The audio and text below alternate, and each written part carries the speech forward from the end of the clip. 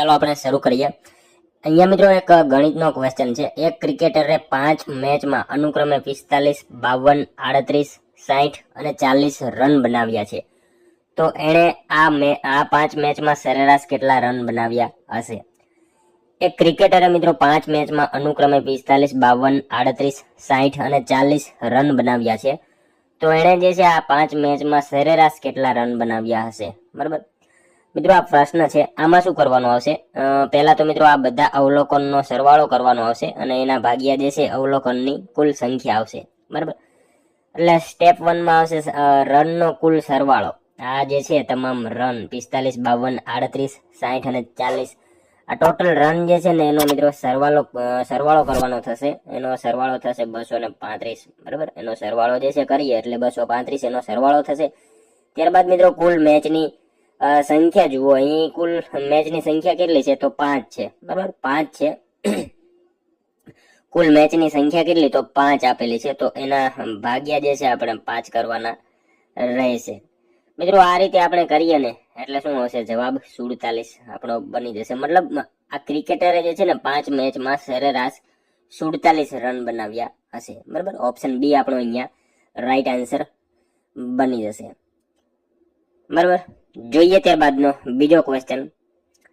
જ્યારે કોઈ ખરડો સંસદના બંને ગૃહ દ્વારા પસાર કરવામાં આવ્યો હોય તો નીચેનામાંથી કોને ખરડા પર અનુમતિ રોકવાનો અધિકાર છે? જ્યારે કોઈ ખરડો જે છે એ સંસદના બંને ગૃહ દ્વારા પસાર કરવામાં આવ્યો હોય તો નીચેનામાંથી કોને જે છે એ ખરડા પર અનુમતિ રોકવાનો અધિકાર છે? કોને આવશે મિત્રો આમાં?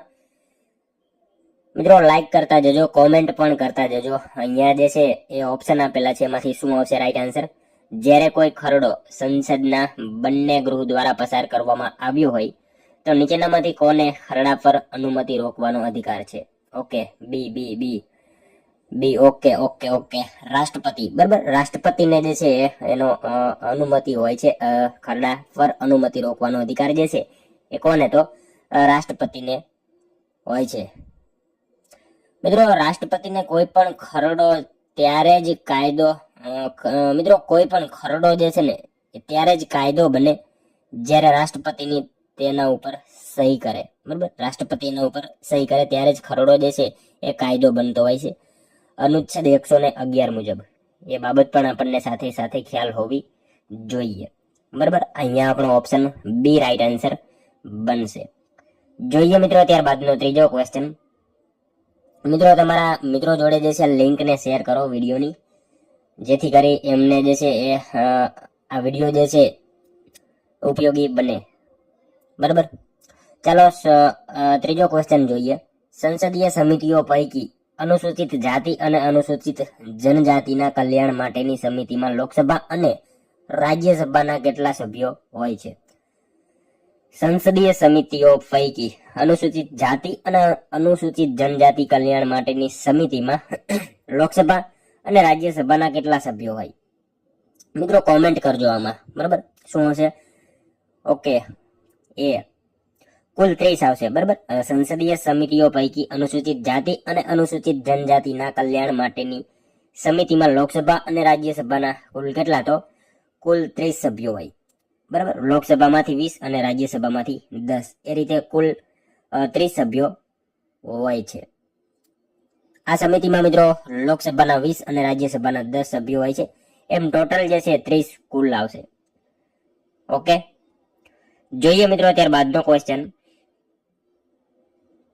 મિત્રો તમે કોમેન્ટ કરો ને તો ચોથો 4 પછી બી કે સી જે જવાબ આવતો હોય તો પ્રશ્ન પહેલા લખજો કે આનો જવાબ આ, એમ।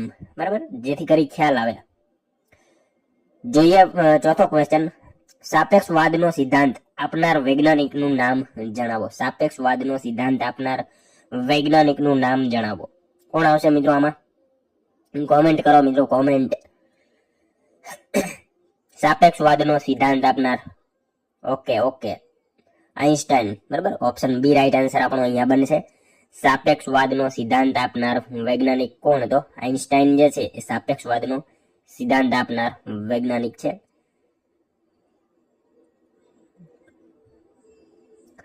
મિત્રો આ સિદ્ધાંત જે છે ને વૈજ્ઞાનિક આલ્બર્ટ આઇન્સ્ટાઈન દ્વારા આપવામાં આવ્યો હતો. તેના મુખ્ય બે ભાગ છે. કયા કયા એ બાબત આપણને ખ્યાલ હોવી જોઈએ. વિશિષ્ટવાદ મતલબ વિશિષ્ટ સાપેક્ષવાદ અને સામાન્ય સાપેક્ષવાદ, આ બંને વિશે આપણને ખ્યાલ હોવો જોઈએ. લાઈક કરતા જજો મિત્રો તમે. જોઈએ પાંચમો ક્વેશ્ચન. મયુરે કહ્યું, હસમુખની માતા એ મારી માતાની એકની એક પુત્રી છે. મયુર હસમુખને શું થાય?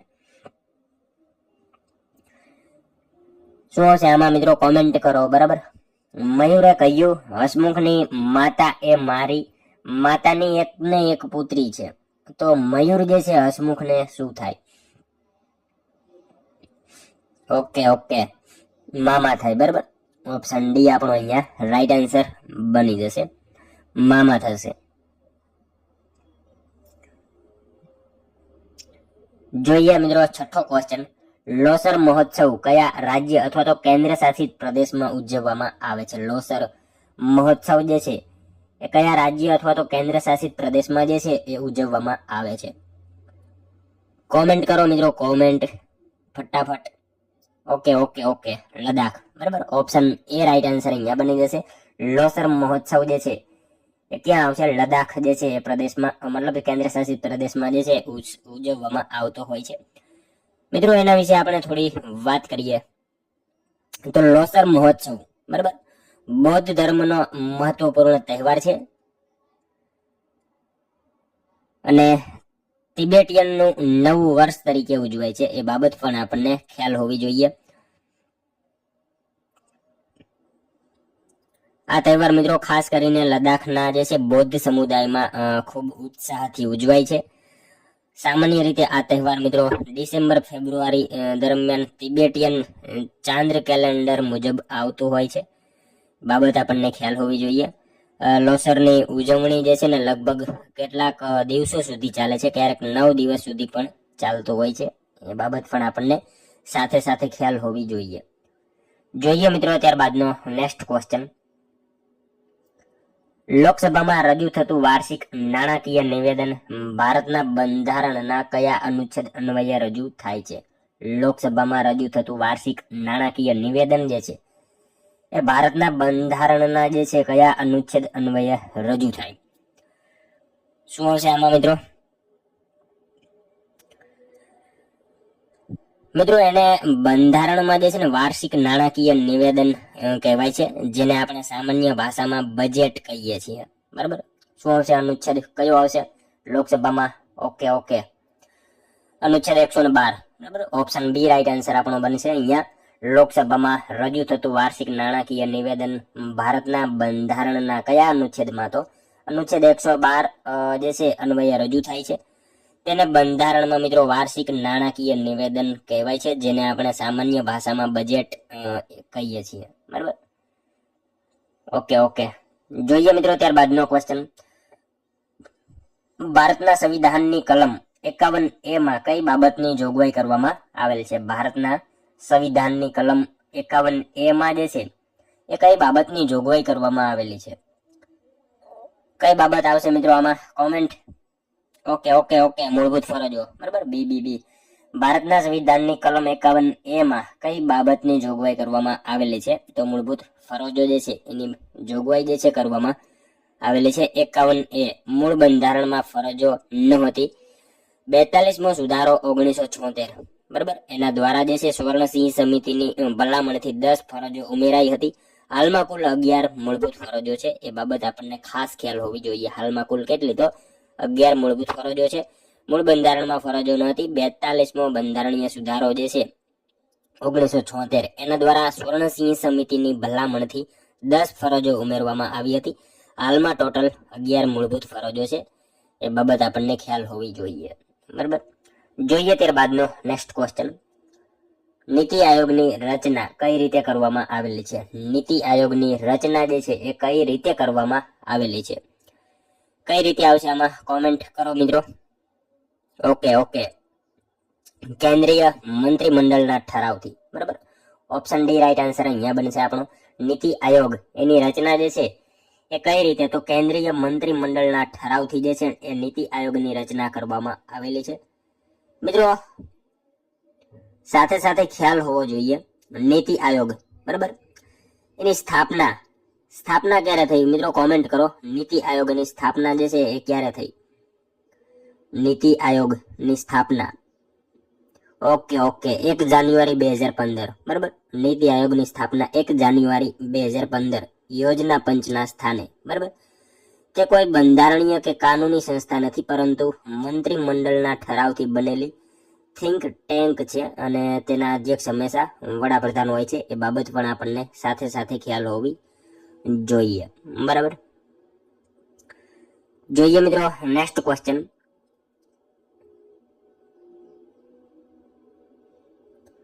નળ એ એક ખાલી ટાંકીને 10 કલાકમાં ભરી શકે છે અને નળ બી તે જ ટાંકીને 15 કલાકમાં ભરી શકે છે. જો બંને નળ એક સાથે ખોલવામાં આવે તો ટાંકી ભરાતા કેટલો સમય લાગશે?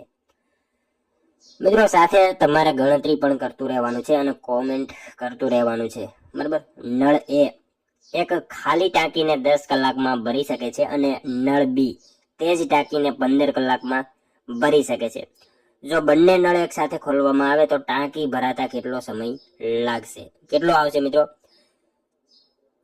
જ્યારે મિત્રો બે નળ અલગ અલગ સમયમાં ટાંકી ભરતા હોય અને સાથે મળીને કેટલો સમય લાગશે તે શોધવું હોય ને ત્યારે આ સૂત્ર વાપરી શકાય કે x ગુણ્યા y છેદમાં x પ્લસ y, બરાબર.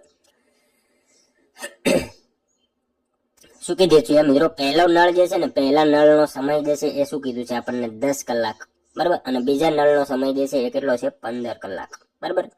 પહેલા નળનો સમય જે છે એ 10 કલાક છે, ત્યારબાદ બીજા નળનો સમય જે છે ને એ 15 કલાક છે.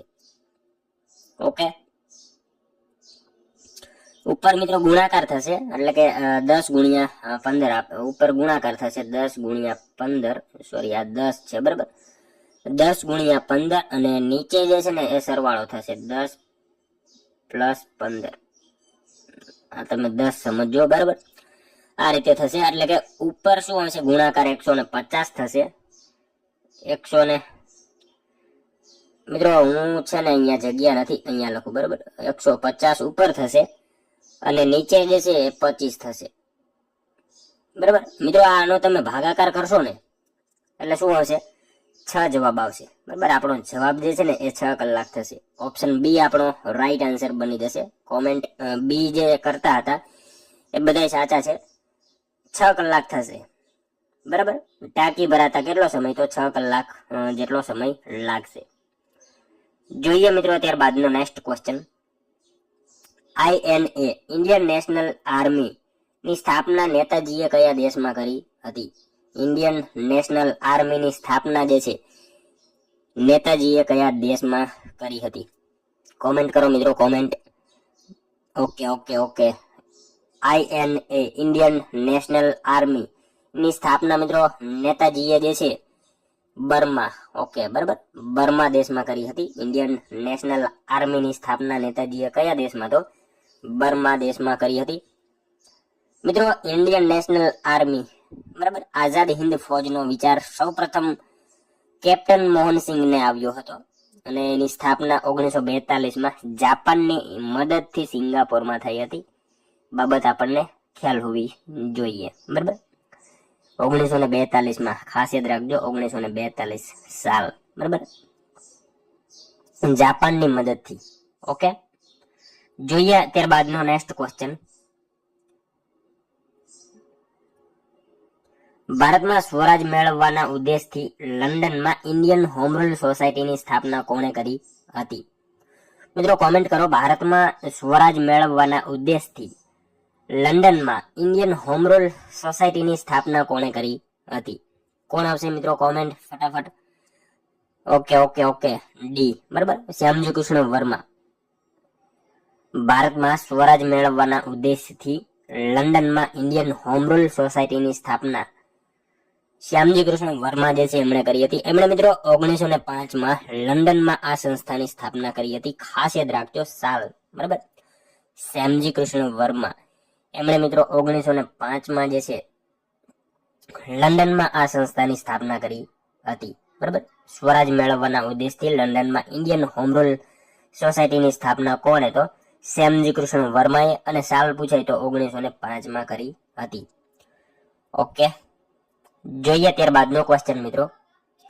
વાંટા પદ્ધતિ કયા સુલતાને દાખલ કરી હતી? મિત્રો કોમેન્ટ કરતા રહ્યો તમે, બરાબર, લાઈક કરો, કોમેન્ટ કરો, વિડીયોની લિંકને મિત્રો શેર કરો તમારા મિત્રો જોડે. વાંટા પદ્ધતિ કયા સુલતાને દાખલ કરી હતી? વાંટા પદ્ધતિ જે છે એ મિત્રો કયા સુલતાને દાખલ કરી? ઓકે, સુલતાન અહમદ શાહ પહેલો. બરાબર, સુલતાન અહમદ શાહ પહેલો જે છે એણે મિત્રો વાંટા પદ્ધતિ જે છે એ દાખલ કરી હતી. એણે મિત્રો 26 ફેબ્રુઆરી 1411 ના રોજ સાબરમતી નદીના કિનારે અમદાવાદ શહેરની પણ સ્થાપના કરી હતી. એ બાબત આપણને ખ્યાલ હોવી જોઈએ. 26 ફેબ્રુઆરી 1411 ના રોજ સાબરમતી નદીના કિનારે અમદાવાદ શહેરની સ્થાપના કોણે? તો સુલતાન અહમદ શાહ પહેલો જે છે એણે કરી હતી. એની મિત્રો વાત કરીએ તો એણે જે છે પાટણથી રાજધાની ખસેડીને અમદાવાદ બનાવી હતી. એ બાબત પણ એના વિશે આપણને ખ્યાલ હોવી જોઈએ.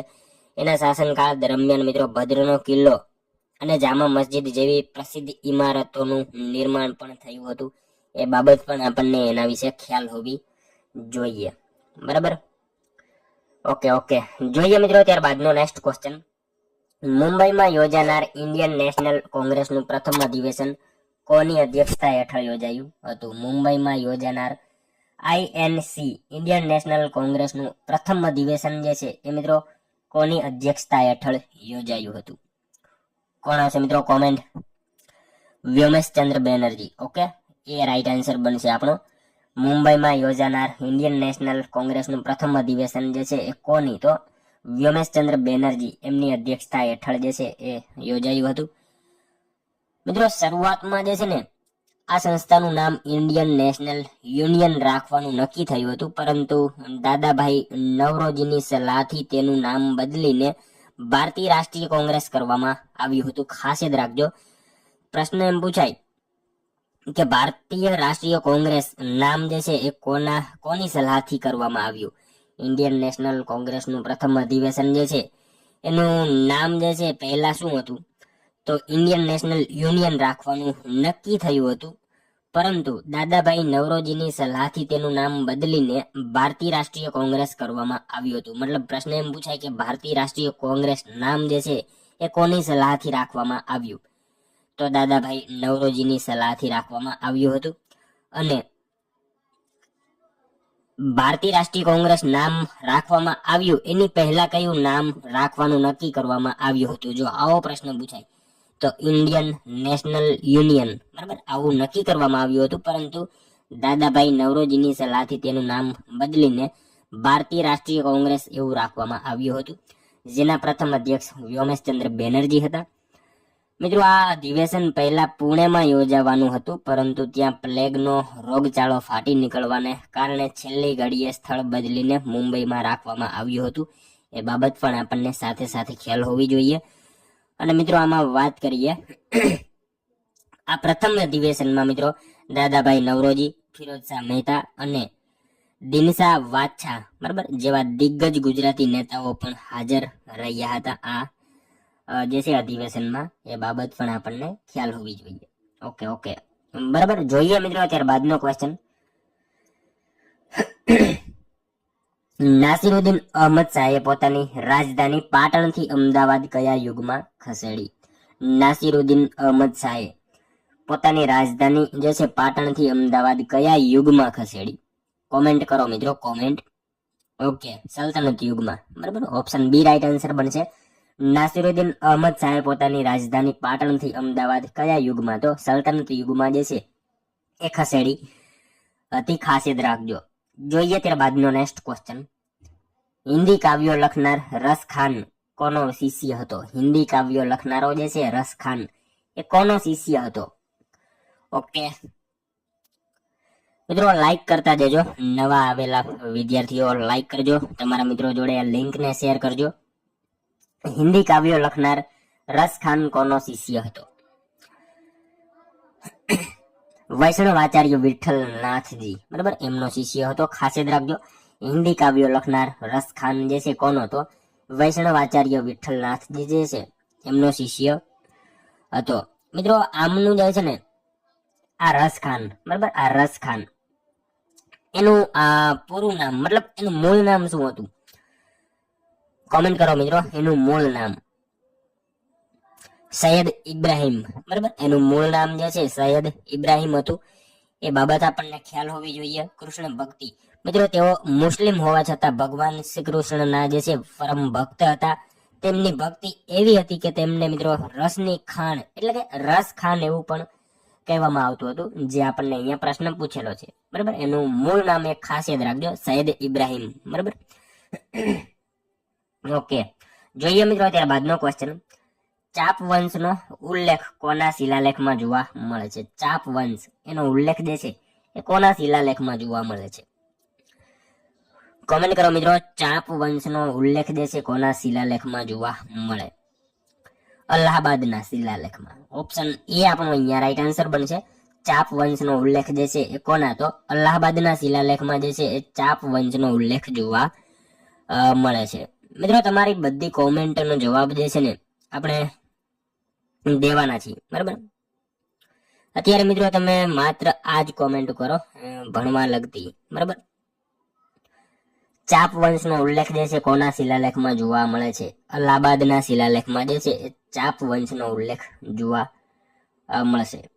ત્યારબાદનો ક્વેશ્ચન જોઈએ.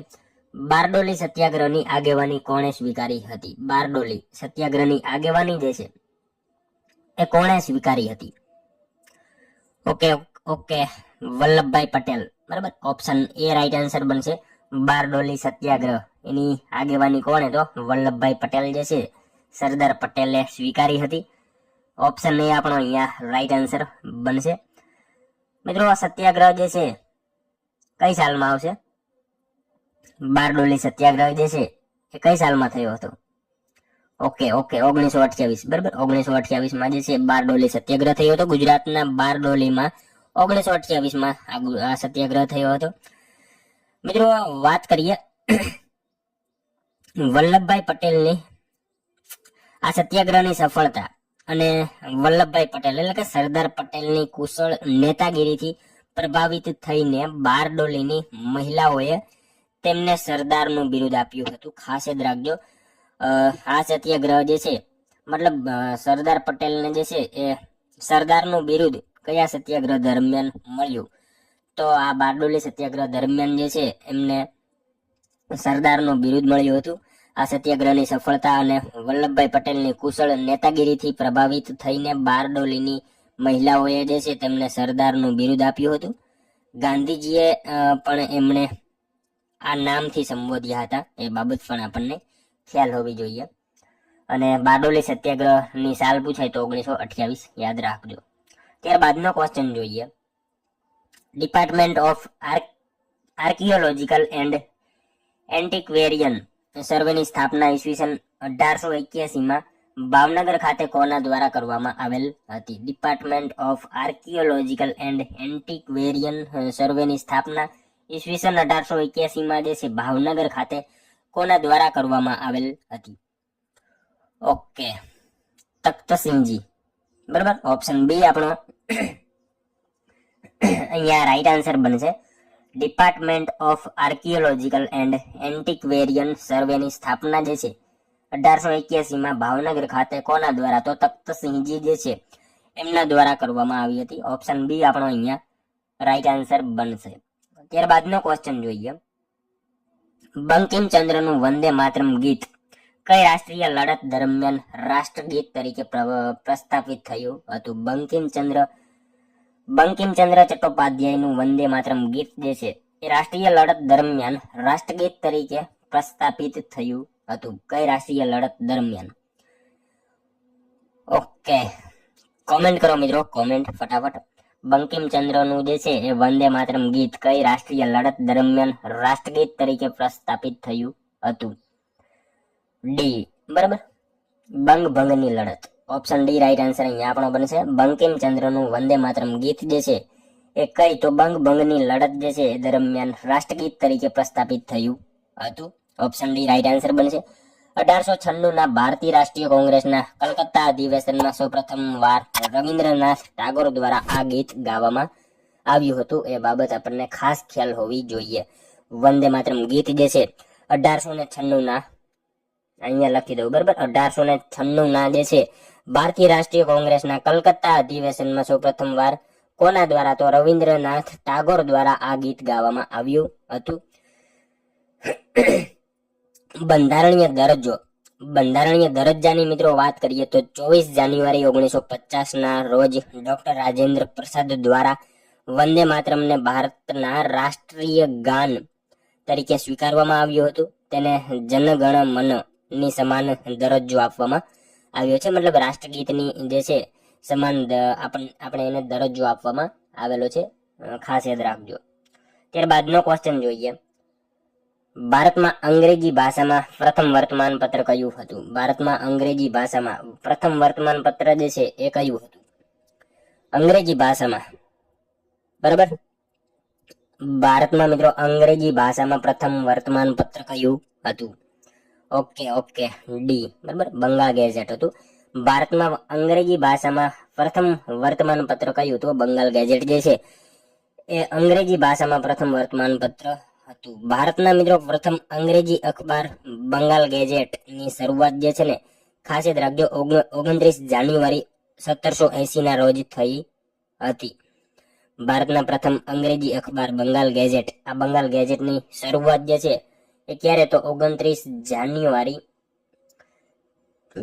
1780, 29 જાન્યુઆરી 1780 માં એની શરૂઆત થઈ હતી. મિત્રો આ અખબાર જે છે જેમ્સ ઓગસ્ટ હિકી એમના દ્વારા શરૂ કરવામાં આવ્યું હતું. ખાસ યાદ રાખજો, આ જે છે અખબાર કોના દ્વારા શરૂ કરવામાં આવ્યું હતું? આવો પ્રશ્ન પૂછાય તો જેમ્સ ઓગસ્ટ હિકી જે છે એમના દ્વારા શરૂ કરવામાં આવ્યું હતું. તેમને મિત્રો ભારતીય પત્રકારત્વના પિતા તરીકે પણ ઓળખવામાં આવે છે. એ બાબત આપણને ખ્યાલ હોવી જોઈએ. ભારતમાં અંગ્રેજી ભાષામાં પ્રથમ વર્તમાન પત્ર કયું? તો બંગાળ ગેઝેટ છે અને 29 જાન્યુઆરી 1780 માં શરૂ થયું હતું. ત્યારબાદનો ક્વેશ્ચન જોઈએ. મિત્રો અહીંયા એક ગણિતનો ક્વેશ્ચન આવ્યો છે, બરાબર, જોઈએ આપણે. 22મો ક્વેશ્ચન છે. રમેશ પાસે 500 રૂપિયા હતા, તેમાંથી તેણે 20% રૂપિયા પુસ્તક ખરીદવામાં વાપર્યા, તો રમેશે કેટલા રૂપિયાનું પુસ્તક ખરીદ્યું હશે? મિત્રો સાવ એટલે સાવ ઈઝી ક્વેશ્ચન છે. અહીંયા રમેશ પાસે જે છે 500 રૂપિયા હતા, તેમાંથી તેણે 20% રૂપિયા પુસ્તક ખરીદવામાં વાપર્યા, તો રમેશે કેટલા રૂપિયાનું પુસ્તક ખરીદ્યું હશે? બરાબર ને? કોમેન્ટ કરો મિત્રો, સાથે સાથે ગણતરી તમે પણ કરતા રહેજો.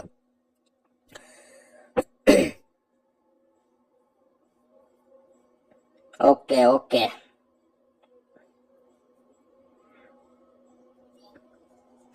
કુલ રકમ મિત્રો શું આપેલી છે? 500 રૂપિયા, બરાબર, 500 રૂપિયા.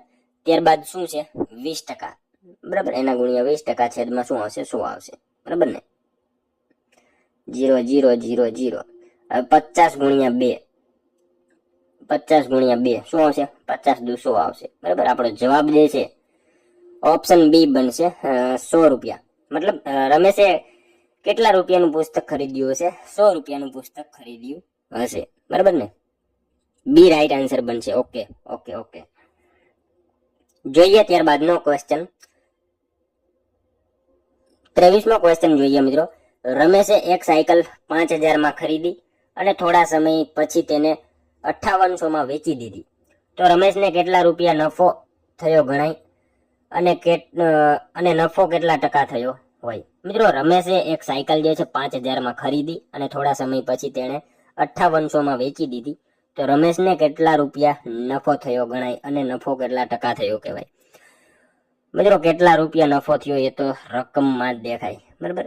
2-3 વાર તમે રકમ વાંચો એટલે ઓટોમેટિક ખબર પડી જાય કે 5000 માં ખરીદી અને 5800 માં વેચી, તો શું હશે? 800 રૂપિયા નફો થયો કહેવાય. અને આને ટકામાં આપણને પૂછેલું છે, નફો કેટલા ટકા થયો હશે? ટકામાં આપણને પૂછેલું છે.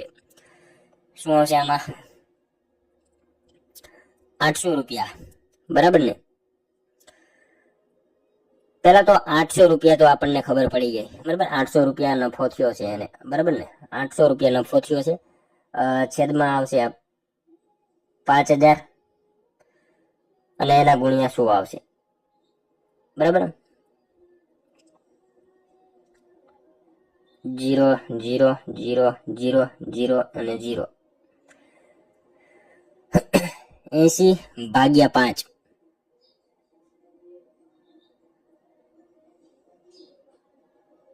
ઓકે,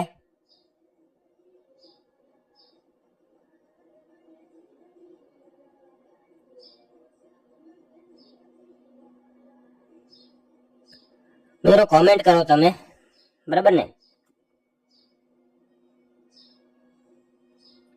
80 શું આવશે મિત્રો? અહીંયા આપણે ગણતરીની જગ્યા નથી રહી, મતલબ 80/5 આપણે કરવાના છે, બરાબર ને.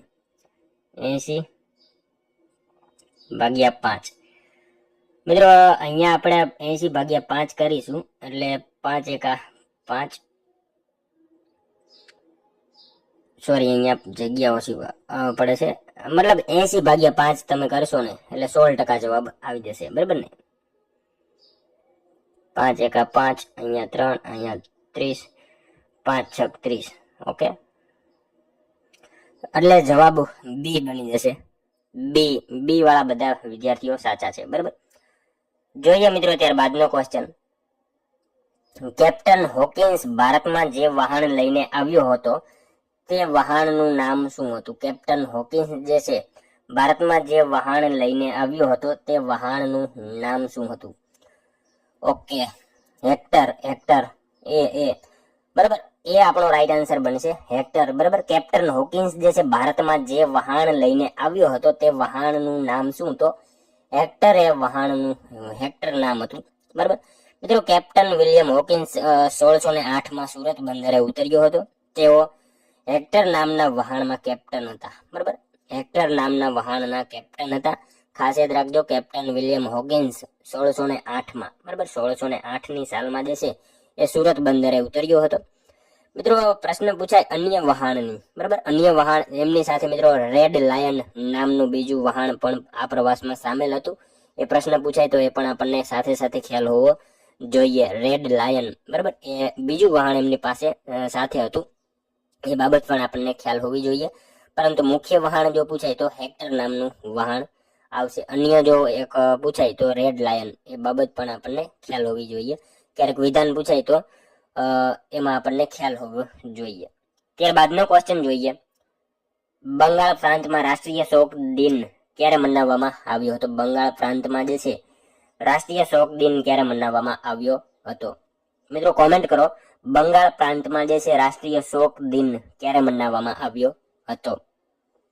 ઓકે, એ 16 ઓક્ટોબર 1905, બરાબર. સી વાળા સાચા છે. 16 ઓક્ટોબર 1905 બંગાળ પ્રાંતમાં રાષ્ટ્રીય શોક દિન ક્યારે? તો 16 ઓક્ટોબર 1905 મનાવવામાં આવ્યો હતો. મિત્રો બંગાળના ભાગલાની જાહેરાત ભારતના તત્કાલીન વાઇસરોય લોર્ડ કર્જન દ્વારા કરવામાં આવી હતી. એ બાબત પણ આપણને ખ્યાલ હોવી જોઈએ, બરાબર ને. બંગાળ પ્રાંતમાં રાષ્ટ્રીય શોક દિન ક્યારે? તો સી વાળા મિત્રો બધા સાચા છે, 16 ઓક્ટોબર 1905. ઓકે, જોઈએ ત્યારબાદનો ક્વેશ્ચન. કાળ ક્રમાનુસાર નીચેના જે છે ગોઠવણી કરો. કાળ ક્રમાનુસાર જે છે એ નીચેનાની ગોઠવણી કરો. મતલબ શું પૂછેલું છે? કાળ પ્રમાણે જે છે એ આપણે ગોઠવવાના છે. પહેલા શું આવશે મિત્રો? સમુદ્રગુપ્ત, બરાબર, સમુદ્રગુપ્ત. ત્યારબાદ ચંદ્રગુપ્ત બીજો, કુમારગુપ્ત, સ્કંદગુપ્ત. એટલે આપણો જવાબ જે છે ને મિત્રો ઓપ્શન સી બનશે, બરાબર. સી જે છે એ આપણો જવાબ બનશે, સમુદ્રગુપ્ત, ત્યારબાદ ચંદ્રગુપ્ત બીજો, પછી કુમારગુપ્ત અને છેલ્લે સ્કંદગુપ્ત આવશે, બરાબર. ઓપ્શન સી રાઈટ આન્સર બની જશે. જોઈએ મિત્રો ત્યારબાદનો ક્વેશ્ચન. ભારત આવવાનો જળમાર્ગ શોધવામાં સફળતા પ્રાપ્ત કરનાર પ્રસિદ્ધ વ્યક્તિ કોણ હતા? કોમેન્ટ કરો મિત્રો. ભારત આવવાનો જળમાર્ગ શોધવામાં સફળતા પ્રાપ્ત કરનાર પ્રસિદ્ધ વ્યક્તિ કોણ હતા? ઓકે, વાસ્કો દ ગામા, બરાબર, વાસ્કો દ ગામા હતા. ભારત આવવાનો જળમાર્ગ શોધવામાં સફળતા પ્રાપ્ત કરનાર પ્રસિદ્ધ વ્યક્તિ કોણ? વાસ્કો દ ગામા હતા. ઓકે મિત્રો, વાસ્કો દ ગામા વિશે વાત કરીએ થોડી, તો વાસ્કો દ ગામા જે છે પોર્ટુગલ દેશનો વતની અને પ્રખ્યાત નાવિક હતો. એણે મિત્રો 22 મે 1498 ના દિવસે ભારતની ધરતી પર પગ મૂક્યો હતો. ખાસ યાદ રાખજો તારીખ, બરાબર, 22 મે 1498 ના રોજ ભારતની ધરતી ઉપર પગ મૂક્યો હતો. મિત્રો, તે ભારતના પશ્ચિમ કિનારે આવેલા કાલિકટ બંદરે ઉતર્યો હતો. ખાસ યાદ રાખજો, વાસ્કો દ ગામા જે છે ભારતના પશ્ચિમ કિનારે આવેલા કાલિકટ બંદરે ઉતર્યો હતો. જ્યારે મિત્રો એ આવ્યો ત્યારે રાજા કોણ હતા? જ્યારે તે કાલિકટ બંદરે પહોંચ્યો ત્યારે ત્યાંના રાજા કોણ હતા? જો આવો પ્રશ્ન પૂછાય તો કોણ આવશે? રાજા હતા જામોરીન, બરાબર, જામોરીન રાજા હતા. તેમણે મિત્રો વાસ્કો દ ગામાને વેપાર કરવાની છૂટ આપી હતી. તે આફ્રિકાના દક્ષિણ છેડે આવેલા કેપ ઓફ ગુડ હોપ ફરીને ભારતમાં આવ્યો હતો. એ બાબત પણ આપણને ખ્યાલ હોવી જોઈએ. તેને મિત્રો હિન્દ મહાસાગર માંથી ભારત સુધી પહોંચવામાં જે છે એ કોણે મદદ કરી હતી? જો આવો પ્રશ્ન પૂછાય તો કોણ આવશે? વાસ્કો દ ગામા જ્યારે આવ્યો ત્યારે હિન્દ મહાસાગર માંથી ભારત સુધી પહોંચાડવામાં એને એક વ્યક્તિએ મદદ કરી હતી. એ વ્યક્તિનું નામ જણાવો. કોણ આવશે મિત્રો? અહમદ ઇબ્ન મજીદ, બરાબર, અહમદ ઇબ્ન મજીદ નામના ભારતીય ખલાસીએ એને મદદ કરી હતી. એ બાબત આપણને ખાસ ખ્યાલ હોવી જોઈએ. ઓકે જોઈએ મિત્રો ત્યારબાદનો નેક્સ્ટ ક્વેશ્ચન. જૂનાગઢની મુક્તિ માટે રચાયેલ આરજી હકુમતના વડા કોણ હતા? જૂનાગઢની મુક્તિ માટે રચાયેલ આરજી હકુમતના વડા જે છે એ નીચેનામાંથી કોણ હતા? કોમેન્ટ કરો મિત્રો. જૂનાગઢની મુક્તિ માટે રચાયેલ આરજી હકુમતના વડા જે છે એ કોણ હતા? Okay, D, Shamaldas Gandhi. શામળદાસ ગાંધી હતા. જૂનાગઢની મુક્તિ માટે રચાયેલ આરજી હકુમતના વડા કોણ હતો? શામળદાસ ગાંધી હતા. જૂનાગઢના નવાબે જ્યારે પાકિસ્તાન સાથે જોડાણ કરવાની જાહેરાત કરી ત્યારે તેને રોકવા અને જૂનાગઢને ભારતનો હિસ્સો બનાવવા માટે 25 સપ્ટેમ્બર 1947 ના રોજ મુંબઈમાં આરજી હકુમતની સ્થાપના કરવામાં આવી હતી. મુખ્ય નેતાઓની વાત કરીએ તો મિત્રો શામળદાસ ગાંધી જેઓ મહાત્મા ગાંધીના ભત્રીજા હતા. મિત્રો સંરક્ષણ મંત્રી રતુભાઈ અદાણી હતા, બરાબર, રતુભાઈ અદાણી અહીંયા આપેલા છે. રતુભાઈ અદાણી જે છે ને એ સંરક્ષણ મંત્રી હતા. અન્ય સભ્યોની જો વાત કરીએ તો મણિલાલ દોશી, પુષ્પાબેન મહેતા, રસિકલાલ પરીખ જેવા નેતાઓ જોડાયેલા હતા. એ બાબતે આપણને ખ્યાલ હોવી જોઈએ. મિત્રો આ સિવાય એક વાત કરીએ, શામળદાસ ગાંધીએ જે છે ને એ વંદે માતરમ અખબાર દ્વારા આ લડતનો પ્રચાર અને પ્રસાર કર્યો હતો, જેણે લોકોમાં ભારે ઉત્સાહ જગાડ્યો હતો. એ બાબત આપણને ખાસ ખ્યાલ હોવી જોઈએ કે શામળદાસ ગાંધીએ જે છે એ કયા અખબાર દ્વારા જે છે આ લડતનો પ્રચાર કર્યો હતો? તો વંદે માતરમ અખબાર દ્વારા જે છે એમણે આ લડતનો જે છે પ્રચાર અને પ્રસાર કર્યો હતો, જેણે લોકોમાં જે છે ભારે ઉત્સાહ જગાડ્યો હતો. આ બધી માહિતી મિત્રો ખ્યાલ હોવી જોઈએ આપણને. જોઈએ મિત્રો ત્યારબાદનો નેક્સ્ટ ક્વેશ્ચન. દ્વિતીય અંગ્રેજ મરાઠા વિગ્રહ સમયે અંગ્રેજ ગવર્નર કોણ હતો? દ્વિતીય અંગ્રેજ મરાઠા વિગ્રહ સમયે જે છે અંગ્રેજ ગવર્નર નીચેનામાંથી કોણ હતો? ઓકે, કોમેન્ટ કરો મિત્રો. દ્વિતીય અંગ્રેજ મરાઠા વિગ્રહ સમયે અંગ્રેજ ગવર્નર જે છે એ કોણ હતો? વેલેસ્લી, બરાબર, ઓપ્શન ડી આપણો અહીંયા રાઈટ આન્સર છે. દ્વિતીય અંગ્રેજ મરાઠા વિગ્રહ સમયે જે છે અંગ્રેજ ગવર્નર કોણ હતો? Lord Wellesley. ઓકે, ડી વાળા બધા સાચા છે. દ્વિતીય અંગ્રેજ મરાઠા વિગ્રહ સમયે અંગ્રેજ ગવર્નર લોર્ડ વેલેસ્લી હતો. મિત્રો ત્રણેયની વાત કરી દઈએ. પ્રથમ પૂછે ને તો પ્રથમ વખતે જે છે વોરન હેસ્ટિંગ જે છે એ હતો. દ્વિતીય પૂછે તો લોર્ડ વેલેસ્લી હતો. અને ત્રીજા વખતે પૂછે તૃતીય પૂછે તો હેસ્ટિંગ હતો, બરાબર, હેસ્ટિંગ હતો. મરાઠા સામ્રાજ્યનો અંત અને પેશવા પદની નાબૂદી, એ બધી માહિતી આપણને ખ્યાલ હોવી જોઈએ. ત્રીજામાં લોર્ડ હેસ્ટિંગ આવશે, બીજામાં વેલેસ્લી આવશે અને પ્રથમમાં વોરન હેસ્ટિંગ્સ આવશે. તમામ વિશે આપણને ખ્યાલ હોવો જોઈએ. ઓકે, ત્યારબાદનો ક્વેશ્ચન જોઈએ મિત્રો 30મો.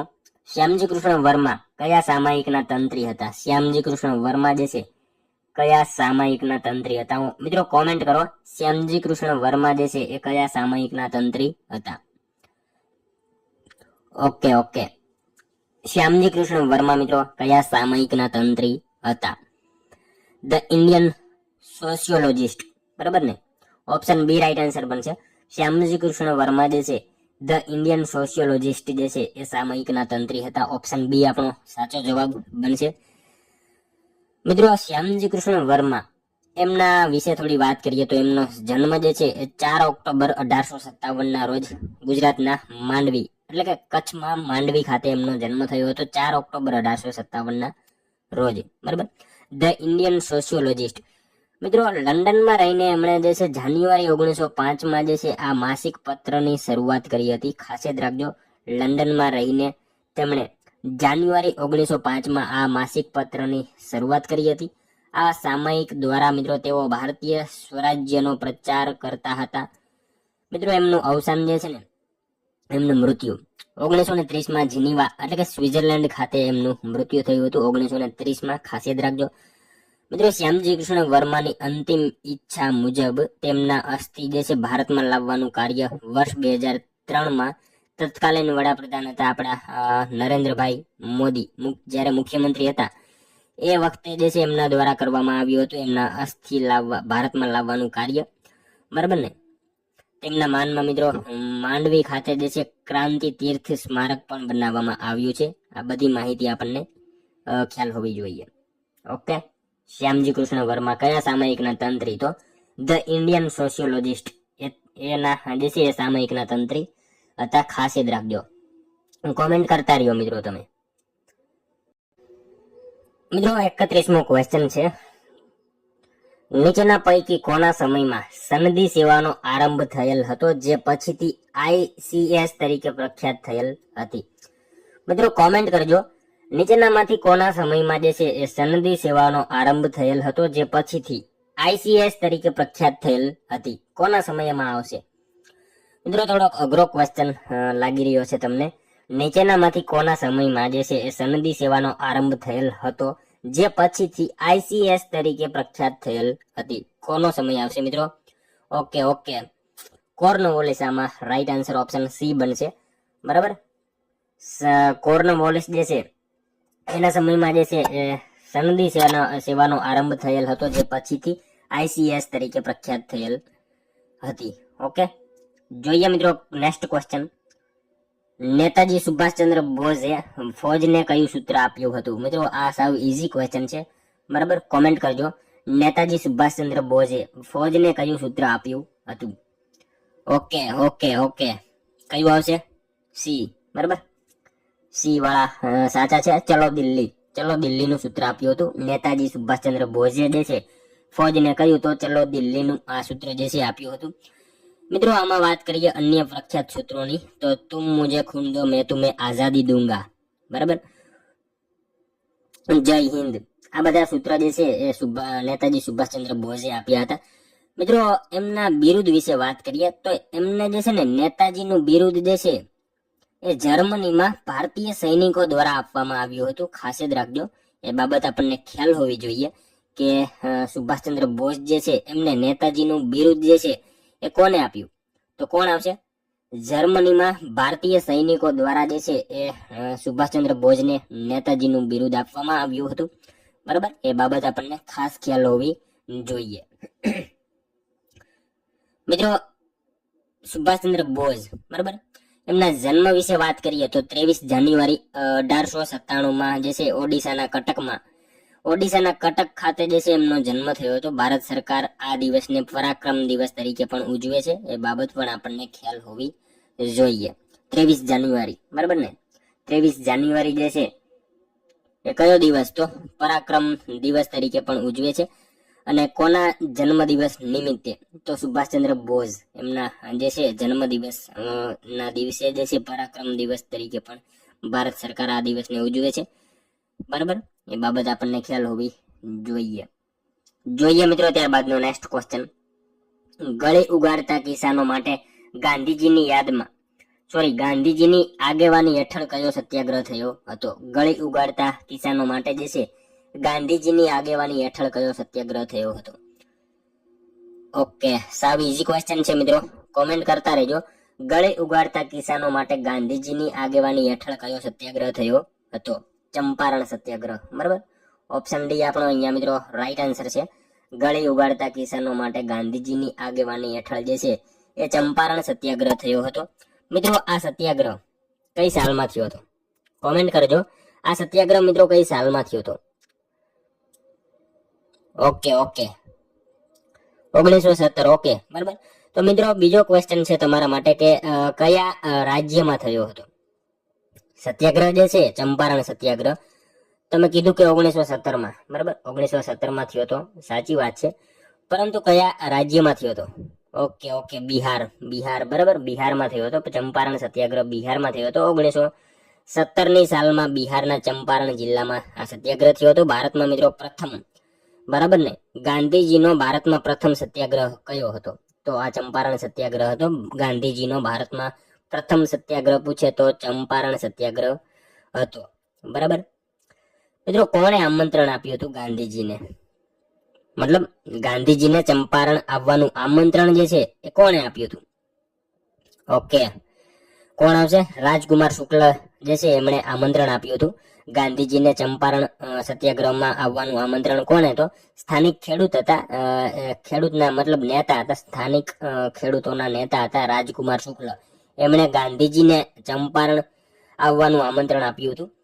અને મિત્રો એક ખાસ મહત્વની બાબત કે આ સત્યાગ્રહની સફળતા પછી જે છે ને એ ગાંધીજીને મહાત્માનું બિરુદ મળ્યું હતું. તો કોના દ્વારા ગાંધીજીને મહાત્માનું બિરુદ આપવામાં આવ્યું હતું?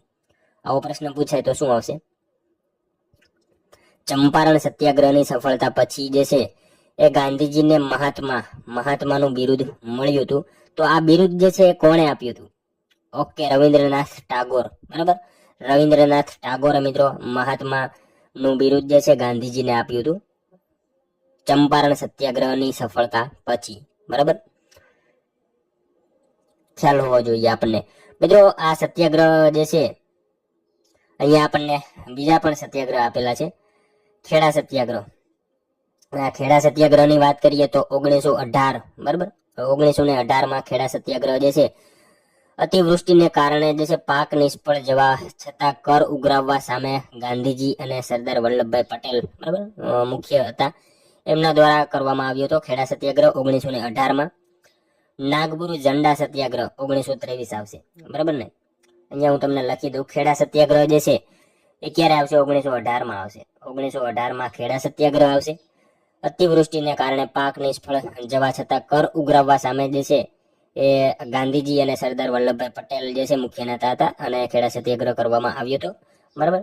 નાગપુર ઝંડા સત્યાગ્રહ, બરાબર, 1923માં આવશે. નાગપુર ઝંડા સત્યાગ્રહ જે છે 1923માં આવશે. ઝંડા સત્યાગ્રહ તરીકે જાણીતો રાષ્ટ્રધ્વજ લહેરાવવાનો અધિકાર માટે જે છે આ નાગપુર ઝંડા સત્યાગ્રહ કરવામાં આવ્યો હતો, બરાબર. રાષ્ટ્રધ્વજ લહેરાવવાના અધિકાર માટે 1923માં નાગપુર ઝંડા સત્યાગ્રહ આવશે. ત્યારબાદ મિત્રો બારડોલી સત્યાગ્રહ. બારડોલી સત્યાગ્રહ જે છે 1928માં, બરાબર. 1928માં બારડોલી સત્યાગ્રહ આવશે. મહેસૂલ વધારા સામે જે છે અહીંયા મિત્રો આ બારડોલી સત્યાગ્રહ કરવામાં આવ્યો હતો અને વલ્લભભાઈ પટેલ, બરાબર, આ સત્યાગ્રહમાં સરદાર વલ્લભભાઈ પટેલ જે છે એમને સરદારનું બિરુદ મળ્યું હતું. ખાસ યાદ રાખજો, વલ્લભભાઈ પટેલ જે છે એમને સરદારનું બિરુદ કયા સત્યાગ્રહમાં? તો બારડોલી સત્યાગ્રહમાં જે છે એ વલ્લભભાઈ પટેલને સરદારનું બિરુદ મળ્યું હતું. એ બાબત આપણને ખ્યાલ હોવી જોઈએ. અને ગાંધીજીને જે છે આ ચંપારણ સત્યાગ્રહ દરમિયાન જે છે એ મહાત્માનું બિરુદ મળ્યું હતું. કોને આપ્યું હતું? તો રવિન્દ્રનાથ ટાગોરે, બરાબર. બધી માહિતી ખ્યાલ હોવી જોઈએ. અને ચંપારણ સત્યાગ્રહ 1917 આવશે, બરાબર. જોઈએ મિત્રો ત્યારબાદનો નેક્સ્ટ ક્વેશ્ચન. પાસેના મૂળાક્ષરોની વચ્ચે બે મૂળાક્ષરો છોડવામાં આવે છે, નીચેનામાંથી કઈ શ્રેણીમાં આ નિયમ પડાય છે? મિત્રો આ જે છે એ કોડિંગ ડીકોડિંગ નો ક્વેશ્ચન છે. પાસેના મૂળાક્ષરોની વચ્ચે બે મૂળાક્ષરો છોડવામાં આવે છે, નીચેનામાંથી કઈ શ્રેણીમાં આ નિયમ પડાય છે? શું હશે આમાં મિત્રો? જોઈએ આપણે. પહેલા જોઈએ Z+2, બરાબર. A B પછી C, ઓકે. પછી C પછી જોઈએ, C પછી D E F. F આવવો જોઈએ પણ G આવી ગયો છે અહીંયા, તો આ નહીં આવે, આ નહીં જવાબમાં આવે, ઓકે. જોઈએ ત્યારબાદનો બીજો ઓપ્શન જોઈએ આપણે મિત્રો, Q આપેલો છે. પ્રશ્ન શું પૂછે છે? પાસેના મૂળાક્ષરોની વચ્ચે બે મૂળાક્ષરો છોડીને ત્રીજો મૂળાક્ષર આવે છે, મતલબ બે મૂળાક્ષરો છોડવામાં આવે છે, એવો આપણને પ્રશ્ન પૂછાયો છે. તો 2 છોડે એટલે ત્રીજો આવે. તો ક્યુ છોડે, સોરી ક્યુ છે તો ક્યુ પછી બે મૂળાક્ષર છોડવાના આવે, બરાબર. તો અહીંયા શું છે, ક્યુ પ્લસ 1 આર, આર એસ. તો અહીંયા એકનો જે છે એ ગેપ જોવા મળે છે. અહીંયા જે છે ક્યુ આર એસ, તો અહીંયા એકનો ગેપ જોવા મળે છે, તો આ પણ જવાબમાં નહીં આવે. પછી ત્રીજો સી માં ઓપ્શન આપેલો છે, જોઈએ આપણે, એસ ટી યુ વી, બરાબર. ટી નથી, યુ નથી અને વી છે, તો આમાં જોવા મળે છે વી, બરાબર. વી પછી આપણે જોઈએ ઝેડ. ઝેડ કરીએ કઈ રીતે આવ્યો, તો વી ડબલ્યુ એક્સ વાય, ત્રણ જે છે એ મૂળાક્ષરો છોડીને ઝેડ આવી ગયો. તો ઝેડ નો આવવો પડે અહીંયા, વાય જો આવે તો 2 નો ગેપ જોવા મળે, એટલે સી પણ ઓપ્શન જે છે એ જવાબ નહીં આવે. આપણો જવાબ જે છે એ ડી આવશે, બરાબર. ડી જે છે આપણો જવાબ છે. એમ પછી એન ઓ નથી, પી, બરાબર, 2 અક્ષર છોડ્યા. પી પછી ક્યુ આર નથી અને એસ, બરાબર, 2 અક્ષર છોડ્યા. એસ એ પછી ટી અને યુ નથી, તો વી આવ્યો, તો બરાબર 2 અક્ષર છોડ્યા. અને વી પછી ડબલ્યુ એક્સ, બરાબર, ડબલ્યુ એક્સ નથી, વાય આવ્યો, 2 અક્ષર છોડ્યા. વાય પછી ઝેડ અને એ, 2 અક્ષર છોડ્યા, બી આવ્યો, બરાબર. અને બી પછી સી ડી નથી અને ઈ, એટલે 2 અક્ષર છોડ્યા. મતલબ પ્રશ્ન એ છે 2 મૂળાક્ષરો છોડવામાં આવે છે, નીચેનામાંથી કઈ શ્રેણીમાં આ નિયમ પાળાય છે, તો ડી જે છે એમાં આ નિયમ પાળાય છે, બરાબર. સિમ્પલ છે, ડી જવાબ આપણો આવશે. ત્યારબાદનો ક્વેશ્ચન જોઈએ, શ્રેણી પૂર્ણ કરો 2 12 36 80, પછી શું આવશે? શ્રેણી પૂર્ણ કરવાની છે મિત્રો. આ એક રીતે જે છે ને આમ અઘરી જે છે શ્રેણી પૂછાઈ ગઈ છે. શ્રેણીમાં શું આવશે મિત્રો? અહીંયા જે છે ને 1 નો ઘન પ્લસ 1, બરાબર, 1 નો ઘન પ્લસ 1, 1 નો વર્ગ બરાબર શું થશે? 2 થશે. એ રીતે પૂછેલી છે આખી શ્રેણી. પછી ત્યારબાદ 2 નો ઘન પ્લસ 2, 2 નો વર્ગ બરાબર 8 પ્લસ 4 બરાબર 12. ઓકે. પછી ત્યારબાદ 3 નો ઘન પ્લસ 3 નો વર્ગ બરાબર 27 પ્લસ 9 બરાબર 36. ઓકે. ત્યારબાદ 4 નો ઘન પ્લસ 4 નો વર્ગ બરાબર 64 પ્લસ 4 નો વર્ગ કેટલો? 16 બરાબર 80. ઓકે. આ રીતે મિત્રો આપણને જે છે શ્રેણી પૂછેલી છે. 1 નો ઘન પ્લસ 1 નો વર્ગ, 2 નો ઘન પ્લસ 2 નો વર્ગ, 3 નો ઘન પ્લસ 3 નો વર્ગ, 4 નો ઘન પ્લસ 4 નો વર્ગ, પછી શું આવશે? 5 નો ઘન પ્લસ 5 નો વર્ગ. એ મિત્રો આપણે કરીએ ને 5 નો ઘન કેટલો થશે? 125 થશે. 5 નો ઘન પ્લસ 5 નો વર્ગ 25, બરાબર. આ આપણે ટોટલ કરીએ એટલે આપણો જવાબ જે છે ને 150 જવાબ આવશે, બરાબર. આપણો જવાબ જે છે 150 રાઈટ આન્સર ઓપ્શન સી બની જશે. મિત્રો થોડુંક અઘરું જે છે કહી શકીએ આ શ્રેણીને, બરાબર. આ રીતે મિત્રો આપણે શ્રેણી સોલ્વ કરી લીધી, બરાબર. ઓપ્શન સી વાળા તમામ વિદ્યાર્થીઓ જે છે સાચા છે.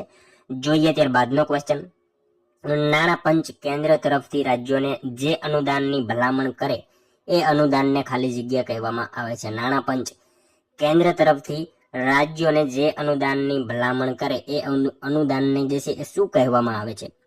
શું આવશે મિત્રો? કોમેન્ટ કરવામાં. નાણાં પંચ કેન્દ્ર તરફથી રાજ્યોને જે અનુદાનની ભલામણ કરે એ અનુદાનને ખાલી જગ્યા કહેવામાં આવે છે વૈધાનિક અનુદાન, બરાબર. ઓપ્શન બી વાળા સાચા છે. નાણાં પંચ કેન્દ્ર તરફથી રાજ્યોને જે અનુદાનની ભલામણ કરે એ અનુદાનને શું? તો વૈધાનિક અનુદાન એને કહેવામાં આવે છે. ખાસ યાદ રાખજો. આ અનુદાન મિત્રો ભારતીય બંધારણના અનુચ્છેદ 275 અંતર્ગત આપવામાં આવે છે, બરાબર. અનુચ્છેદ 275 અંતર્ગત આપવામાં આવે છે. કોણ નક્કી કરે? તો નાણાં પંચ, બરાબર. નાણાં પંચની ભલામણના આધારે સંસદ દ્વારા આ અનુદાન નક્કી કરવામાં આવે છે. ખાસ યાદ રાખજો. નાણાં પંચની ભલામણના આધારે સંસદ દ્વારા આ અનુદાન નક્કી કરવામાં આવતું હોય છે. જોઈએ ત્યારબાદનો ક્વેશ્ચન મિત્રો, કયા આંદોલનમાં ગાંધીજી સાથે અંબાલાલ સારાભાઈની બહેન અનસુયાબેન પણ જોડાયા હતા? મિત્રો કોમેન્ટ કરજો આમાં, બરાબર. સાવ ઈઝી ક્વેશ્ચન છે. કયા આંદોલનમાં જે છે ગાંધીજી સાથે અંબાલાલ સારાભાઈની બહેન જે છે અનુસુયાબેન એ પણ જોડાયા હતા? ઓકે ઓકે, કોમેન્ટ કરો મિત્રો. મિલ મજૂર આંદોલન બરાબર. સી વાળા મિત્રો વિદ્યાર્થીઓ જે છે સાચા છે. મિલ મજૂર આંદોલનમાં જે છે ગાંધીજી સાથે અંબાલાલ સારાભાઈની બહેન જે છે અનુસુયાબેન એ પણ જોડાયા હતા. ખાસ યાદ રાખજો, ઓપ્શન સી આપણો અહીંયા રાઈટ આન્સર છે. મિત્રો અનુસુયાબેન જે છે ને મિલ માલિક જે હતા અંબાલાલ સારાભાઈ, બરાબર, એમના બહેન હોવા છતાં તેમણે મજૂરોનો સાથ આપ્યો હતો. એ બાબત આપણને ખ્યાલ હોવી જોઈએ.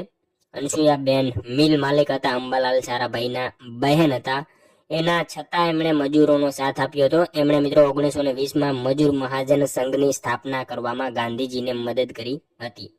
બરાબર, મજૂર મહાજન સંઘની સ્થાપના કરવામાં અનુસુયાબેન જે છે એમણે ગાંધીજીની મદદ કરી હતી. ગાંધીજીએ મિત્રો આ લડતને ધર્મ યુદ્ધ નામ આપ્યું હતું. જ્યારે મજૂરોનો ઉત્સાહ ઘટવા લાગ્યો અને તેઓ કામ પર પાછા ફરવા લાગ્યા ત્યારે એમણે એમનું મનોબળ વધારવા માટે ગાંધીજીએ પ્રથમ વખત ભારતમાં જાહેર ભૂખ હડતાલની જાહેરાત કરી હતી. એ બાબત પણ આપણને સાથે સાથે ખ્યાલ હોવી જોઈએ. ભારતની સૌપ્રથમ ભૂખ હડતાલ પૂછે ને તો ગાંધીજીએ કરી હતી. એ બાબત પણ યાદ રાખજો. જોઈએ ત્યારબાદનો ક્વેશ્ચન મિત્રો. ગુજરાતમાં કઈ યુનિવર્સિટીમાં સૌપ્રથમ જાહેર વહીવટનું અધ્યયન શરૂ કરવામાં આવ્યું છે? ગુજરાતમાં મિત્રો કઈ યુનિવર્સિટીમાં જે છે એ સૌપ્રથમ જાહેર વહીવટનું અધ્યયન શરૂ કરવામાં આવ્યું? શું હશે મિત્રો? કોમેન્ટ કરજો. ગુજરાતમાં કઈ યુનિવર્સિટીમાં સૌપ્રથમ જાહેર વહીવટનું અધ્યયન શરૂ કરવામાં આવ્યું? દક્ષિણ ગુજરાત યુનિવર્સિટી. ઓપ્શન ડી વાળા સાચા છે. દક્ષિણ ગુજરાત યુનિવર્સિટી જે છે એ રાઈટ આન્સર બનશે. વીર નર્મદ દક્ષિણ ગુજરાત યુનિવર્સિટી સુરત. બરાબર મિત્રો, આ યુનિવર્સિટીની સ્થાપના જે છે ને ખાસ યાદ રાખજો 1965માં થઈ હતી. આ યુનિવર્સિટીની સ્થાપના 1965માં થઈ હતી, પરંતુ 2004માં કવિ નર્મદની યાદમાં તેનું નામ બદલીને વીર નર્મદ દક્ષિણ ગુજરાત યુનિવર્સિટી રાખવામાં આવ્યું. એ બાબત આપણને ખ્યાલ હોવી જોઈએ. યુનિવર્સિટીની સ્થાપના પૂછાય તો 1965માં. બરાબર ને? જોઈએ મિત્રો ત્યારબાદનો ક્વેશ્ચન. કેન્દ્રીય જાહેર સેવા આયોગ પોતાનો વાર્ષિક અહેવાલ કોને સુપ્રત કરે છે? મિત્રો કોમેન્ટ કરતા રહ્યો, લાઈક કરતા રહ્યો, તમારા મિત્રોને વિડીયોની લિંક શેર કરી દેજો. બરાબર, કેન્દ્રીય જાહેર સેવા આયોગ પોતાનો વાર્ષિક અહેવાલ જે છે એ કોને સુપ્રત કરે? ઓકે, રાષ્ટ્રપતિને. બરાબર, સી વાળા સાચા છે. કેન્દ્રીય જાહેર સેવા આયોગ પોતાનો વાર્ષિક અહેવાલ જે છે એ કોને? તો રાષ્ટ્રપતિને સુપ્રત કરે છે. બરાબર ને? ત્યારબાદનો ક્વેશ્ચન જોઈએ. ગુજરાતમાં તેરા કિલ્લો એટલે કે ગઢ કયા તાલુકામાં આવેલ છે? તેરા જે છે કિલ્લો એ કયા તાલુકામાં આવેલ છે? અબડાસા તાલુકામાં આવશે. ઓપ્શન બી આપણો રાઈટ આન્સર બનશે. ગુજરાતમાં તેરા જે છે એ ગઢ કયા તાલુકામાં? તો કચ્છના અબડાસા તાલુકામાં આપણને જોવા મળશે. મિત્રો આ કિલ્લો કચ્છ જિલ્લાના અબડાસા તાલુકાના તેરા ગામમાં આવેલો છે. તેરા કિલ્લાની વિશેષતાની મિત્રો વાત કરીએ આપણે તો આ કિલ્લો જે છે ને 3 તળાવો ચત્તાસર, સુમરાસર અને સૈનાસર, બરાબર, એની વચ્ચે આવેલો હોવાથી તે કુદરતી રીતે પણ ખૂબ જ સુંદર દેખાય છે અને સુરક્ષિત ગણાતો હતો એ સમયમાં. બરાબર, અબડાસા રાઈટ આન્સર આપણો બનશે. ત્યારબાદનો ક્વેશ્ચન જોઈએ મિત્રો 41મો. દાંડી સત્યાગ્રહના પ્રથમ શહીદ કોણ હતા? દાંડી સત્યાગ્રહ. મિત્રો કોમેન્ટ કરજો. દાંડી સત્યાગ્રહના જે છે પ્રથમ શહીદ કોણ હતા? ઓકે, દાંડી સત્યાગ્રહ એના મિત્રો પ્રથમ શહીદ જે છે એ કોણ હતા? વિઠ્ઠલભાઈ લલ્લુભાઈ પટેલ. બરાબર, ઓપ્શન એ આપણો અહીંયા રાઈટ આન્સર બનશે. દાંડી સત્યાગ્રહ એના મિત્રો પ્રથમ શહીદ જે છે એ કોણ હતા? તો વિઠ્ઠલભાઈ લલ્લુભાઈ પટેલ જે છે મિત્રો દાંડી સત્યાગ્રહના પ્રથમ શહીદ હતા. એ વાળા વિદ્યાર્થીઓ સાચા છે. વિઠ્ઠલભાઈ લલ્લુભાઈ પટેલ મિત્રો દાંડી સત્યાગ્રહના પ્રથમ શહીદ હતા. હિન્દ છોડો આંદોલનના પ્રથમ શહીદ પૂછાય. મિત્રો પ્રથમ શહીદની વાત થઈ છે તો હું તમને 2-3 બીજા પણ પ્રથમ શહીદ જે છે એના વિશે માહિતી આપી દઉં.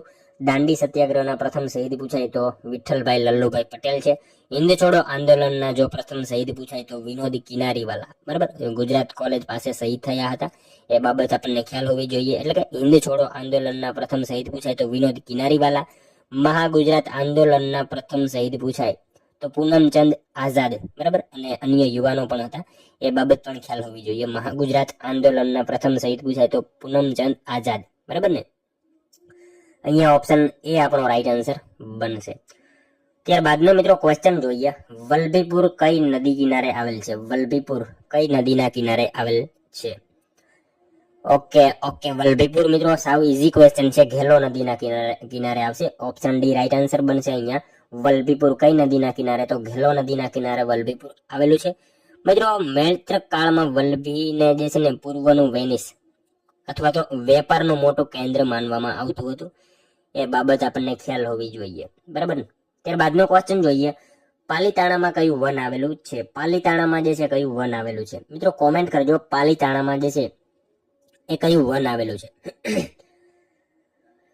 સાવ મિત્રો ઈઝી ક્વેશ્ચન છે, પાવક વન આવશે. ઓપ્શન સી રાઈટ આન્સર બનશે. પાલીતાણામાં જે છે એ કયું? તો પાવક વન જે છે પાલીતાણામાં આવેલું છે.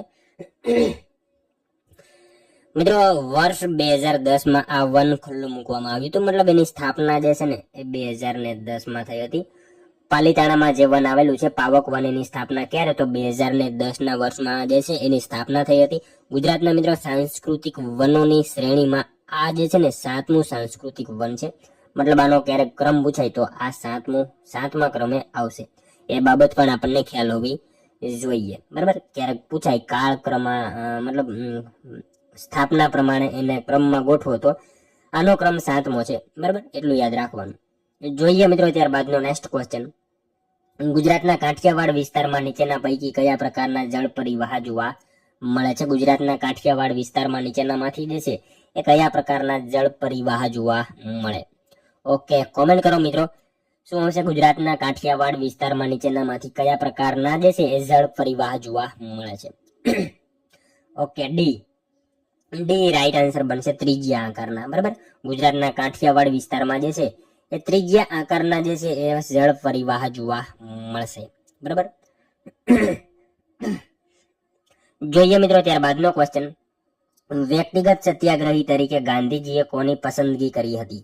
વ્યક્તિગત સત્યાગ્રહ તરીકે જે છે એ મિત્રો ગાંધીજીએ કોની પસંદગી કરી? મિત્રો કોમેન્ટ કરજો, વ્યક્તિગત સત્યાગ્રહી તરીકે જે છે ગાંધીજીએ કોની પસંદગી કરી હતી? કોણ આવશે મિત્રો આમાં રાઈટ આન્સર? વિનોબા ભાવે, બરાબર? ઓપ્શન ડી રાઈટ આન્સર બનશે. વ્યક્તિગત સત્યાગ્રહી તરીકે ગાંધીજીએ કોની? તો વિનોબા ભાવે જે છે એમની પસંદગી કરી હતી. મિત્રો પ્રથમ સત્યાગ્રહી ગાંધીજીએ પ્રથમ વ્યક્તિગત સત્યાગ્રહી તરીકે આચાર્ય વિનોબા ભાવેની પસંદગી કરી હતી. તેમણે મિત્રો પવનાર આશ્રમથી આ લડત શરૂ કરી હતી. બીજા સત્યાગ્રહી તરીકે જે છે પંડિત જવાહરલાલ નહેરુની પસંદગી કરવામાં આવી હતી. ત્રીજા સત્યાગ્રહી તરીકે મિત્રો પૂછાય તો બ્રહ્મદત્તની પસંદગી થઈ હતી. અને આ આંદોલન દરમિયાન મિત્રો દિલ્હી ચલો, બરાબર? ચલો દિલ્હીનું સૂત્ર પણ લોકપ્રિય થયું હતું, તેથી તેને દિલ્હી ચલો સત્યાગ્રહ તરીકે પણ ઓળખવામાં આવે છે. એ બાબત પણ આપણને સાથે સાથે ખ્યાલ હોવી જોઈએ. અહીંયા વ્યક્તિગત સત્યાગ્રહી તરીકે ગાંધીજીએ કોની? તો વિનોબા ભાવે જે છે એમની પસંદગી કરી હતી. મિત્રો ત્યારબાદનો ક્વેશ્ચન જોઈએ, આદિવાસી લોકોમાં થતું રોળા નૃત્ય કયા નૃત્યનો એક પ્રકાર છે? આદિવાસી લોકોમાં થતું રોળા નૃત્ય જે છે એ કયા નૃત્યનો એક ભાગ છે, પ્રકાર છે? ઓકે મિત્રો કોમેન્ટ કરતા રહેજો, આદિવાસી લોકોમાં થતું રોળા નૃત્ય જે છે એ કયા નૃત્યનો એક પ્રકાર છે? હાલેણી નૃત્યનો પ્રકાર છે, ખાસ યાદ રાખજો. ઓપ્શન બી રાઈટ આન્સર બનશે અહીંયા. આદિવાસી લોકોમાં થતું રોળા નૃત્ય જે છે એ કયા નૃત્યનો? તો હાલેણી નૃત્યનો એક પ્રકાર છે, ખાસ યાદ રાખજો. ત્યારબાદનો ક્વેશ્ચન જોઈએ, એન્ડ્રુજ લાઇબ્રેરીની સ્થાપના ક્યાં કરવામાં આવી? એન્ડ્રુજ લાઇબ્રેરીની સ્થાપના જે છે મિત્રો ક્યાં કરવામાં આવી? ક્યાં આવશે અહીંયા? ઓકે, ડી, બરાબર? સુરત ખાતે કરવામાં આવી. એન્ડ્રુજ લાઇબ્રેરીની સ્થાપના જે છે એ ક્યાં? તો સુરત ખાતે કરવામાં આવી હતી. મિત્રો આ લાઇબ્રેરીની સ્થાપના જે છે ક્યારે કરવામાં આવી? આવો પ્રશ્ન પૂછાય, એન્ડ્રુજ લાઇબ્રેરીની સ્થાપના ક્યારે કરવામાં આવી, કઈ સાલમાં? તો શું હશે? 1850ની સાલમાં જે છે એન્ડ્રુજ લાઇબ્રેરીની સ્થાપના કરવામાં આવી હતી. એની વિશેષતા વિશે વાત કરીએ તો મિત્રો સુરતની સૌથી જૂની લાઇબ્રેરીઓમાંની એક છે, જેનું નામ મેજિસ્ટ્રેટ એન્ડ્રુજના નામ પરથી રાખવામાં આવ્યું છે, એન્ડ્રુજ, બરાબર? સુરતમાં આ સિવાય ચુનીલાલ ગાંધી વિદ્યા ભવન પણ જાણીતું છે. એ બાબત પણ આપણને સાથે સાથે ખ્યાલ હોવી જોઈએ. જોઈએ મિત્રો ત્યારબાદનો નેક્સ્ટ ક્વેશ્ચન, છોટુભાઈ પુરાણીએ ખાલી જગ્યા પાસેથી દીક્ષા મેળવી હતી. છોટુભાઈ પુરાણીએ જે છે એ કોની પાસેથી દીક્ષા મેળવી હતી? કોણ આવશે મિત્રો કોમેન્ટ કરતા રહેજો. છોટુભાઈ પુરાણીએ જે છે એ કોની પાસેથી દીક્ષા મેળવી હતી? મિત્રો આની પાસે જે છે બે ક્વેશ્ચન છે અને 51મો જે છે કે ક્વેશ્ચન છે ને એનો આન્સર તમારે કોમેન્ટમાં જણાવવાનો રહેશે, બરાબર. છોટુભાઈ પુરાણી એમણે મિત્રો કોની પાસેથી દીક્ષા મેળવી હતી? કોણ આવશે? બી, બરાબર. બારિન્દ્ર ઘોષ જે છે એમની પાસેથી દીક્ષા મેળવી હતી છોટુભાઈ પુરાણીએ. બી વાળા વિદ્યાર્થીઓ સાચા છે. જોઈએ ત્યારબાદનો ક્વેશ્ચન. ગુજરાતમાં સશસ્ત્ર ક્રાંતિની ભૂમિકા તૈયાર કરનાર સૌપ્રથમ નેતા કોણ હતા? ગુજરાતમાં મિત્રો સશસ્ત્ર ક્રાંતિની ભૂમિકા તૈયાર કરનાર સૌપ્રથમ નેતા જે છે એ કોણ હતા? અરવિંદ ઘોષ, બરાબર ને? ઓપ્શન એ રાઈટ આન્સર બનશે. ગુજરાતમાં સશસ્ત્ર ક્રાંતિની ભૂમિકા તૈયાર કરનાર સૌપ્રથમ નેતા જે છે અરવિંદ ઘોષ હતા. મિત્રો એમણે ભવાની મંદિર નામની પુસ્તિકા લખી હતી, એ બાબત આપણને ખ્યાલ હોવી જોઈએ, જેમાં ક્રાંતિની યોજના વર્ણવી હતી, બરાબર. એ બાબત આપણને ખ્યાલ હોવી જોઈએ. જોઈએ મિત્રો 50મો ક્વેશ્ચન. અકબરના દરબારના નવરત્નોમાં આઈને અકબરી અને અકબરનામાના કરતા કોણ હતા? અકબરના દરબારના જે છે નવરત્નોમાં આઈને અકબરી અને અકબરનામાના કરતા જે છે નીચેનામાંથી કોણ હતા? શું આવશે મિત્રો? આમાં કોમેન્ટ કરજો. અકબરના દરબારના નવરત્નોમાં આઈને અકબરી અને અકબરનામા એને કરતા જે છે નીચેનામાંથી કોણ હતા? ઓકે એ અબુલ ફઝલ, બરાબર. ઓપ્શન એ આપણો અહીંયા રાઈટ આન્સર બનશે. અબુલ ફઝલ હતા ગુજરાતના જે છે અકબરના દરબારના નવરત્નોમાં આઈને અકબરી અને અકબરનામા એના કરતા કોણ? તો અબુલ ફઝલ આપણો સાચો જવાબ છે. મિત્રો તે અકબરના જે છે ને દરબારના નવરત્નોમાં એક અને અકબરના અંગત મિત્ર પણ હતા, એ ખ્યાલ હોવો જોઈએ આપણને. તેમણે મિત્રો અકબરનામા નામનો ગ્રંથ 3 ભાગમાં લખ્યો હતો, જેનો ત્રીજો ભાગ આઈને અકબરી તરીકે ઓળખાય છે. તે મુઘલ કાળના જે છે ઇતિહાસનો સૌથી મહત્વનો સ્ત્રોત માનવામાં આવે છે, બરાબર. મિત્રો અહીંયા બિરબલ આપેલું છે. બિરબલ જે છે ને એનું અસલી નામ શું હતું? સાચું નામ શું હતું? આવો પ્રશ્ન ક્યારેક પૂછાઈ જાય મિત્રો. બિરબલ એનું સાચું નામ શું હતું? મહેશદાસ હતું, બરાબર. મહેશદાસ બિરબલ જે છે એનું સાચું નામ મહેશદાસ હતું. તેઓ પોતાની બુદ્ધિ, ચાતુર્ય અને હાજર જવાબી માટે જાણીતા હતા, એ બાબત આપણને તો ખ્યાલ જ છે, બરાબર. જોઈએ મિત્રો ત્યારબાદનો લાસ્ટ 51મો ક્વેશ્ચન. આનો આન્સર મિત્રો તમારે કોમેન્ટમાં એક જણાવવાનો રહેશે. કોમેન્ટ ખાસ કરજો મિત્રો. ભારત દેશ કયા વર્ષમાં આઝાદ થયો હતો? મિત્રો સાવ એટલે સાવ ઈઝી ક્વેશ્ચન છે. ભારત દેશ જે છે ક્યારે આઝાદ થયો હતો?